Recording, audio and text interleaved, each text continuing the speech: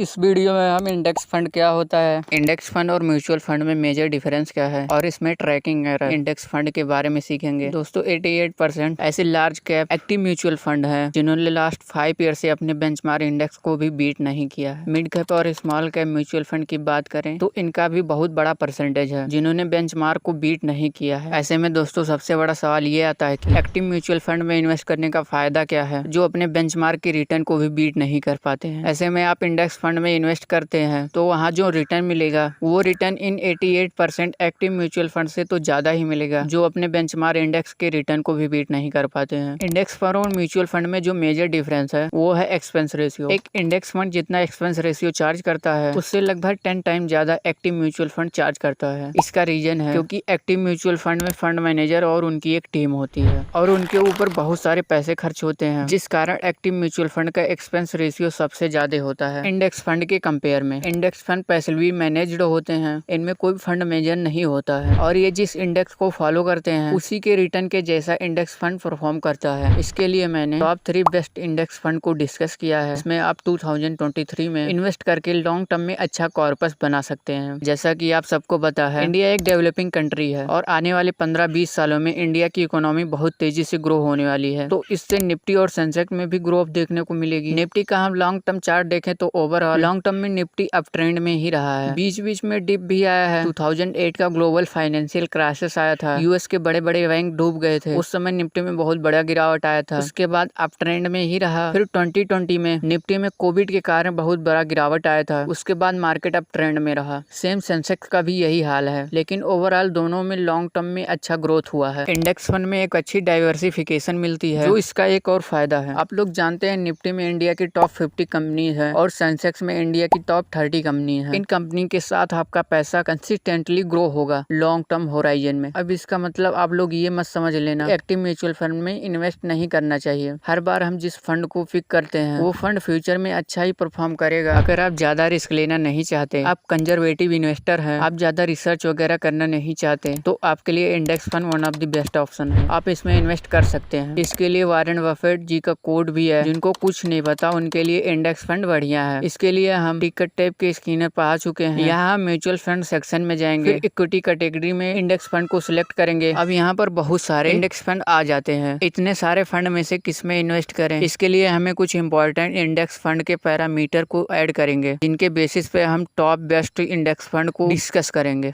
हमारा first parameter है AUM। सबसे पहले उनको शॉर्ट लिस्ट करेंगे जिनका AUM 600 करोड़ है। AUM जितना ज्यादा होगा उतना अच्छा होता है। हमारा सेकंड पैरामीटर है CAGR। हमको उन फंड को शॉर्ट लिस्ट करना है जिनका CAGR 5 साल का होना चाहिए। इन दोनों पैरामीटर को ऐड करने के बाद जो भी इंडेक्स फंड बचेगा उनमें से एक्सपेंस रेशियो और ट्रैकिंग एरर इन पैरामीटर के बेसिस पे टॉप म्यूचुअल फंड को पे करेंगे। एक्सपेंस रेशियो जितना कम होगा उतना बेटर है क्योंकि इसमें फंड मैनेजर का कोई रोल नहीं होता है। ट्रैकिंग एरर भी जितना कम होता है उतना बेटर है। ट्रैकिंग एरर को समझने के लिए ट्रैकिंग डिफरेंस को समझना होगा। फंड के रिटर्न और बेंचमार्क के रिटर्न के बीच जो डिफरेंस या गैप होता है उसे ही ट्रैकिंग डिफरेंस कहते हैं। फॉर एग्जांपल ये फंड का रिटर्न है, ये बेंचमार्क का रिटर्न है। इन दोनों के बीच जो डिफरेंस है, गैप है, वो है 0.27%। इसे ही ट्रैकिंग डिफरेंस कहते हैं। और ट्रैकिंग एरर का मतलब होता है ये इंडेक्स फंड 0.27% इंडेक्स से ज्यादा या कम रिटर्न दे सकता है। जैसे ये फंड अपने बेंचमार्क से 0.27% कम रिटर्न बनाकर दिया है। ट्रैकिंग एरर जितना कम होगा उतना ही बढ़िया होगा। चलिए हम अपने पैरामीटर को अप्लाई करके अच्छा इंडेक्स फंड चुनते हैं। सबसे पहले हमें फर्स्ट AUM जिसका 600 करोड़ से ज्यादा है उनको सेट करेंगे। Second 5 year CAGR।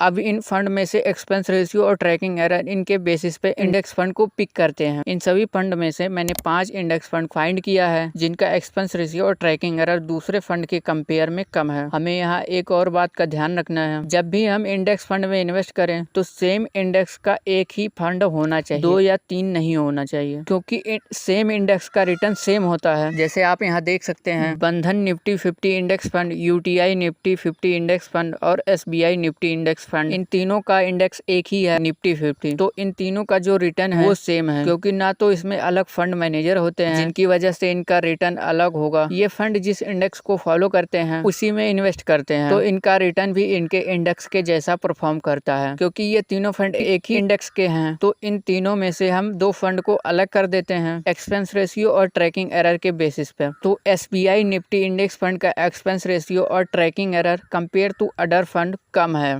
अब हमारे पास सिर्फ 3 फंड बचे हैं, SBI Nifty index fund, HDFC S&P BSE Sensex index fund, ICICI Pru Nifty next 50 index fund. ये तीनों अलग अलग इंडेक्स से हैं, तो इनका रिटर्न भी अलग अलग होगा। फाइनली हमने AUM, CAGR, expense ratio, tracking error, इन 4 पैरामीटर के बेसिस पर टॉप 3 बेस्ट इंडेक्स फंड को डिस्कस किया है। इन सभी का एक्सपेंस रेशियो और tracking error compare to other fund काफी कम है। अगर इनमें से किसी में इन्वेस्ट करना चाहे, SBI निफ्टी इंडेक्स फंड और ICICI Pru S&P BSE Sensex index fund में इन्वेस्ट कर सकते हैं, क्योंकि इन दोनों में जो रिस्क है वो ICICI Pru Nifty next 50 index fund से कम है। SBI Nifty index fund Nifty 50 को फॉलो करता है, जिसमें इंडिया की टॉप 50 कंपनी है। ICICI Pru S&P BSE Sensex index fund ये सेंसेक्स को फॉलो करता है, जिसमें इंडिया की टॉप 30 कंपनी है। जबकि ICICI Pru Nifty next 50 index fund Nifty के बाद की जो 50 कंपनी है, 51 से लेकर 100, उन कंपनीज में ये फंड इन्वेस्ट करता है। यहाँ रिस्क थोड़ा ज्यादा होता है। अगर आप रिस्क ले सकते हैं, नहीं तो फर्स्ट और सेकंड इंडेक्स फंड आपके लिए बेस्ट है। कौन सा फंड आपको अच्छा लगा हमें कमेंट करके जरूर बताइएगा। कोई क्वेश्चन है तो वो भी कमेंट करिएगा। मिलते हैं नए वीडियो में नई जानकारी, नई लर्निंग के साथ। तब तक के लिए धन्यवाद।